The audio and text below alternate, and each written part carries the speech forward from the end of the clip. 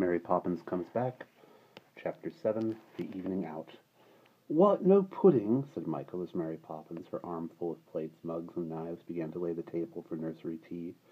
She turned and looked at him fiercely.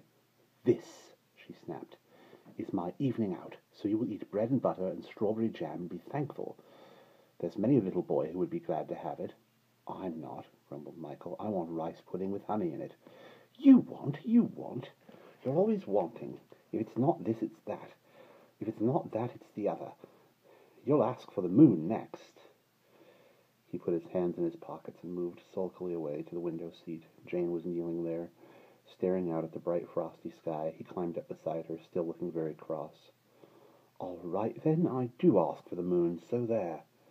He flung the words back at Mary Poppins. "But I know I shan't get it. Nobody ever gives me anything." He turned hurriedly away from her angry glare. "Jane," he said, "there's no pudding." "Don't interrupt me, I'm counting," said Jane, pressing her nose against the window pane, so that it was quite blunt and squashed at the tip. "Counting what?" he asked, not very interested. His mind was full of rice pudding and honey. "Shooting stars. Look, there goes another. That's 7. And another 8. And one over the park. That's 9. "Oh, there's one going down Admiral Boom's chimney," said Michael, sitting up suddenly and forgetting all about the pudding. "And a little one, see, streaking right across the lane. Such frosty lights," cried Jane. "Oh, how I wish we were out there. What makes stars shoot, Mary Poppins?" "Do they come out of a gun?" inquired Michael. Mary Poppins sniffed contemptuously. "What do you think I am, an encyclopedia? Everything from A to Z?" she demanded crossly. "Come and eat your teas, please." She pushed them toward their chairs and pulled down the blind. "And no nonsense, I'm in a hurry." She made them eat so quickly that they were both afraid they would choke. "Mayn't I have just one more piece?" asked Michael, stretching out his hand to the plate of bread and butter. "You may not. You have already eaten more than is good for you. Take a ginger biscuit and go to bed." "But me no buts, or you'll be sorry," she flung at him sternly. "I shall have indigestion, I know I shall," he said to Jane, but only in a whisper, for when Mary Poppins looked like that, it was wiser not to make any remark at all. Jane took no notice. She was slowly eating her ginger biscuit and peering cautiously out at the frosty sky through a chink in the blind. 13, 14, 15, 16. "Did I or did I not say bed?" inquired the familiar voice behind them. "All right, I'm going. I'm just going, Mary Poppins." And they ran squealing to the night nursery with Mary Poppins hurrying after them and looking simply awful. Less than half an hour later, Mary Poppins was tucking each one tightly, pushing the sheets and blankets under the mattress with sharp, furious little stabs. "There," she said, snapping the words between her lips. "That's all for tonight. And if I hear one word—" She did not finish the sentence, but her look said all that was necessary. "There'll be trouble," said Michael, finishing it for her, but he whispered it under his breath to his blanket, for he knew what would happen if he said it aloud. She whisked out of the room, her starched apron rustling and crackling, and the door shut with an angry click. They heard her light feet hurrying away down the stairs, tap, tap, tap, tap, from landing to landing.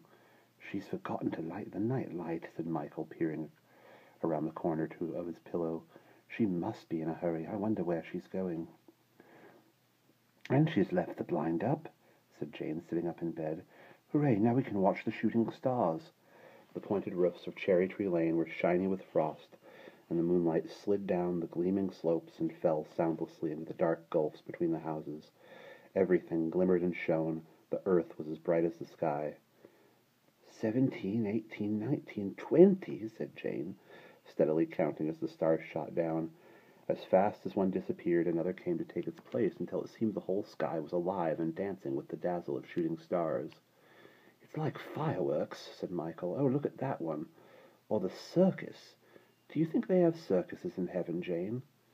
"I'm not sure," said Jane doubtfully. "There's the Great Bear, and the Little Bear, of course, and Taurus the Bull, and Leo the Lion. But I don't know about a circus."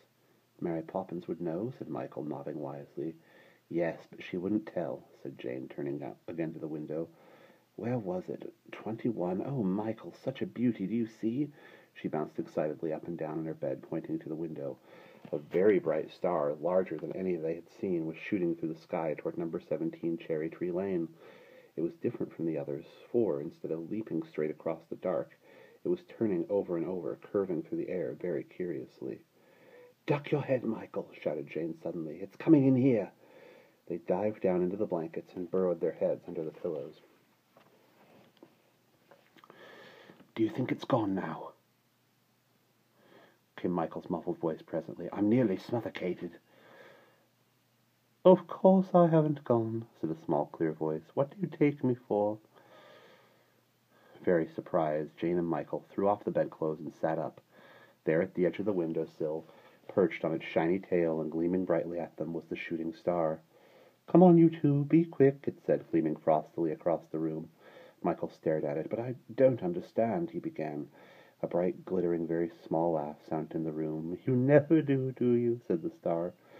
"You mean we're to come with you?" said Jane. "Of course, and mind you wrap up. It's chilly." They sprang out of bed and ran for overcoats. "Got any money?" asked the star sharply. "There's 2 pence in my coat pocket," said Jane doubtfully. "Coppers? They'll be no good. Here, catch." And with a little sizzling sound, as though a firework squib was going off, the star sent out a shower of sparks. 2 of them shot right across the room and landed, one in Jane's hand and one in Michael's. "Hurry, or we'll be late." The star streaked across the room, through the closed door, and down the stairs, with Jane and Michael tightly clasping their starry money after it. "Can I be dreaming, I wonder?" said Jane to herself as she hurried down Cherry Tree Lane. "Follow!" cried the star, as at the end of the lane, where the frosty sky seemed to come down to meet the pavement, it leapt into the air and disappeared. "Follow, follow," came the voice from somewhere in the sky. "Just as you are, step on a star." Jane seized Michael's hand and raised her foot uncertainly from the pavement. To her surprise, she found that the lowest star in the sky was easily within her reach. She stepped up, balancing carefully. The star seemed quite steady and solid. "Come on, Michael." They hurried up the frosty sky, leaping over the gulfs between the stars. "Follow!" cried the voice. Far ahead of them, Jane paused, glancing down, caught her breath to see how high they were. Cherry Tree Lane, indeed the whole world, was as small and sparkly as a toy on a Christmas tree. "Are you giddy, Michael?" she said, springing onto a large flat star. "No, not if you hold my hand." They paused. Behind them, the great stairway of stars led down to earth. But before them, there were no more to be seen, nothing but a thick blue patch of naked sky. Michael's hand trembled in Jane's. "What shall we do now?" he said in a voice that tried not to sound frightened. Walk up and see the sights. Pay your money and take your choice. The 2-tailed dragon or the horse with wings, magical marvels, universal wonders. Walk up, walk up." A loud voice seemed to be shouting these words in their very ears. They stared about them. There was no sign of anybody. "Step along, everybody. Don't miss the Golden Bull and the Comical Clown, world-famous troupe of performing constellations. Once seen, never forgotten. Push aside the curtain and walk in." Again the voice sounded close beside them. Jane put out her hand. To her surprise, she found that what had seemed a plain and starless patch of sky was really a thick, dark curtain. She pressed against it and felt it yield. She gathered up a fold of it, and pulling Michael after her, pushed the curtain aside. A bright flare of light dazzled them for a moment. When they could see again, they found themselves standing at the edge of a ring of shining sand. The great blue curtain enfolded the ring on all sides and was drawn up to a point above as though it were a tent. "Now then, do you know you are almost too late? Got your tickets?" They turned. Beside them, his bright feet gleaming in the sand, stood a strange and gigantic figure. He looked like a hunter, for a starry leopard skin was slung across his shoulders, and from his belt, decorated with 3 large stars, hung down a shining sword. "Tickets, please." He held out his hand. "I'm afraid we haven't got any. You see, we didn't know," began Jane. Dear, how careless. Can't let you in without a ticket, you know. But what's that in your hand?" Jane held out a golden spark. "Well, if that isn't a ticket, I'd like to know what is." He pressed the spark between his 3 large stars. "Another shiner for Orion's belt," he remarked pleasantly. "Is that who you are?" said Jane, staring at him. "Of course, didn't you know? But excuse me, I must attend to the door. Move along, please." The children, feeling rather shy, moved on hand in hand. Tier on tier, the seats rose up on one side of them, and at the other a golden cord separated them from the ring, and the ring itself was crowded with the strangest collection of animals, all shining bright as gold. A horse with great gold wings pranced by on glittering hooves. A golden fish threshed up the dust of the ring with its fin. 3 little kids were rushing wildly about on 2 legs instead of 4, and it seemed to Jane and Michael as they looked closer that all these animals were made of stars. The wings of the horse were stars, not feathers. The 3 kids had stars on their noses and tails, and the fish was covered with shining starry scales. "Good evening," it remarked, bowing politely to Jane as it threshed by. "Fine night for a performance." But before Jane could reply, it had hurried past. "How very strange," she said. "I've never seen animals like this before." "Why should it be strange?" said a voice behind them. 2 children, both boys and a little older than Jane, stood there smiling. They were dressed in shining tunics, and their peaked caps had each a star for a pom-pom. "I beg your pardon," said Jane politely, "but you see, we're used to fur and feathers, and these animals seem to be made of stars."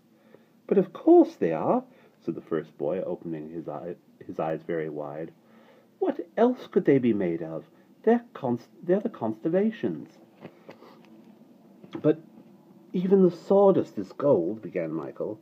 The second boy laughed. "Stardust, you mean? Haven't you been to a circus before?"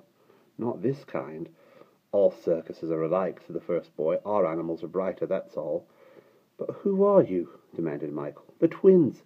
He's Pollux, I'm Castor. We're always together." "Like Siamese twins?" "Yes, but more so. The Siamese twins are only joined in body, but we have a single heart and a single mind between us. We can each think others' thoughts and dream each other's dreams. But we mustn't stay here talking. We've got to get ready. See you later." And the twins ran off and disappeared through a curtained exit. "Hello," said a gloomy voice from inside the ring. "I suppose you don't happen to have a currant bun in your pocket." A dragon with two large finny tails lumbered toward them, breathing steam from its nostrils. "I'm sorry we haven't," said Jane. "Nor a biscuit or 2, said the dragon eagerly. They shook their heads. "I thought not," said the dragon, dropping a golden tear. "It's always the way on circus nights. I don't get fed until after the performance. On ordinary occasions, I have a beautiful maiden for supper." Jane drew back quickly, pulling Michael with her. "Oh, don't be alarmed," the dragon went on reassuringly. "You'd be much too small. Besides, you're a human and therefore tasteless. They keep me hungry," he explained, "so that I shall do my tricks better. But after the show," a greedy light came into his eyes, and he shuffled away, lolling out his tongue and saying, "Yum, yum," in a soft, greedy, hissing voice. "I'm glad we're only human," said Jane, turning to Michael. "It would be dreadful to be eaten by a dragon." But Michael had hurried on ahead and was talking eagerly to the 3 little kids. "How does it go?" he was asking, as Jane caught up with him. And the eldest kid, which appeared, had offered to recite, cleared its throat and began, "Horn and toe, horn and toe, toe and horn." "Now, kids," Orion's voice interrupted loudly, "you can say your piece when the time comes. Get ready now. We're going to begin. Follow me, please," he said to the children, and we will pause there.